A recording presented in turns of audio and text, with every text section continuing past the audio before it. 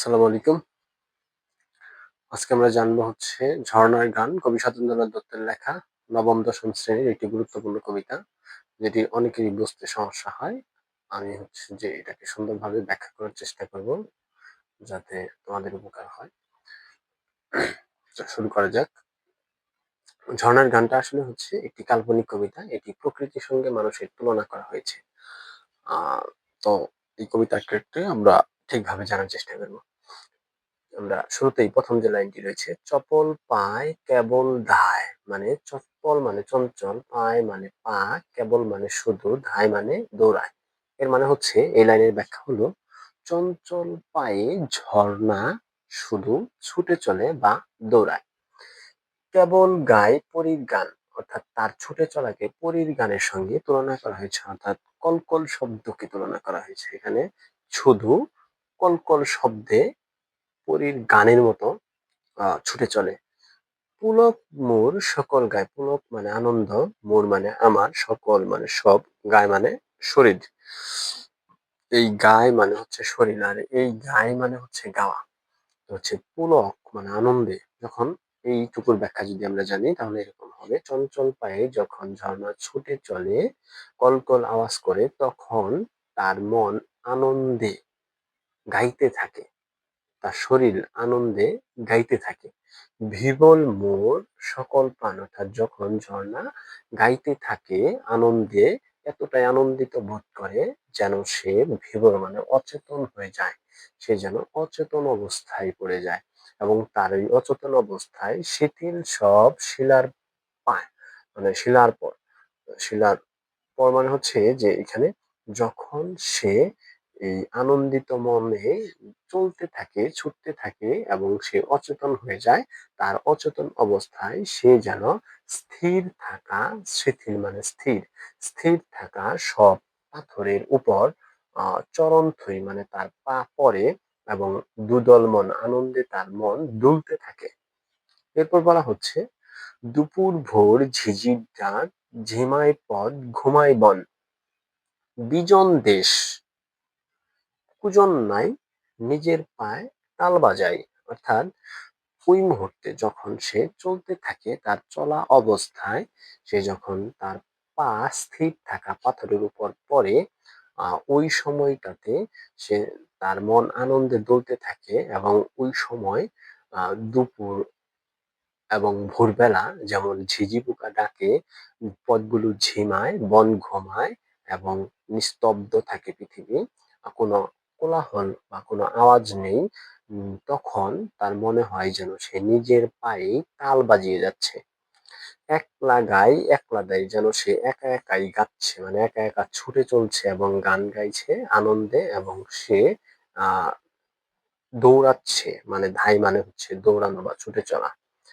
এরপর বলা হচ্ছে, দিবস রাত সাত সকাল, অর্থাৎ যখন সে হচ্ছে সেটা আহ দিনের বেলা, রাতের বেলা, অথবা সকালে বা ভোরে, আহ ঝুঁকিয়ে ঘাড় ঝুম পাহাড়, অর্থাৎ আহ যেন পাহাড়গুলো তার দিকে ঘাড় ঝুঁকিয়ে মানে ঘাড় ঝাঁকিয়ে ভয় দেখায়, চোখ পাকায়, তাকে ভয় দেখায়, মানে ঝর্ণা মনে করতেছে যে পাহাড়গুলো যেন তার দিকে ঘাড় মারিয়ে তাকে ভয় দেখাচ্ছে। শঙ্কা নাই সমান যাই, অর্থাৎ তখন সে মনে মনে ভাবে যে এতে কোনো ভয় পাওয়ার কিছু নেই, সে তার তালেই, সে তার ভাবেই সমানভাবে সে ছুটে চলে, এবং তার এই ছুটে চলার মাধ্যমে টগর ফুল নূপুর পায়, কোন গিরির হিমললাট ঘামলো মোর উদ্ভবে। অর্থাৎ এই লাইনটুকুর ভিতরে ঝর্ণা কিভাবে সৃষ্টি হয়েছে সেটুকু বোঝানো হয়েছে। অর্থাৎ ঝর্ণা টগর ফুল এবং নূপুর পাই দিয়ে কোন এক গিরির মধ্য, গিরি মানে পাহাড়ের মধ্য দিয়ে বরফ, হিম মানে বরফ, ললাট মানে হচ্ছে আহ কপাল, অর্থাৎ যখন সে চলতে থাকে, চলতে চলতে টগর ফুল এবং নূপুর পায়ের মতো করে সে গিরির বা পর্বতের ভেতর দিয়ে বরফ গলে আহ তার জন্ম হয়।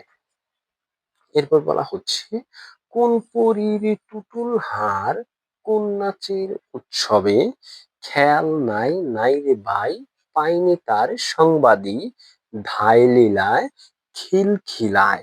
অর্থাৎ এইটুকুর ভেতরে সে বলার চেষ্টা করেছে যে সে যে এই যে তার যে জন্ম হচ্ছে এইভাবে, তার এই জন্মটা, তার এই ছুটে চলা বা তার এই উদ্ভবটা হচ্ছে অন্য কোনো সেরা উৎসবকেও যেন হার মানায়, এবং সেইটা সে নিজেই জানে না, মানে তার খেয়াল নাই যে সে আসলে কে বা সে কি হতে যাচ্ছে। তখন এটার সংবাদও সে পায়নি। আর তখন সে বলতে থাকে যে ছুটে চলা, তার এই ছুটে চলা যেন খিলখিলানোর মতো, তার এই তার মতো করেই তার এই সংবাদই সে পায়নি, এবং সে তার মতো করে ছুটে চলছে নিজের মতো করে।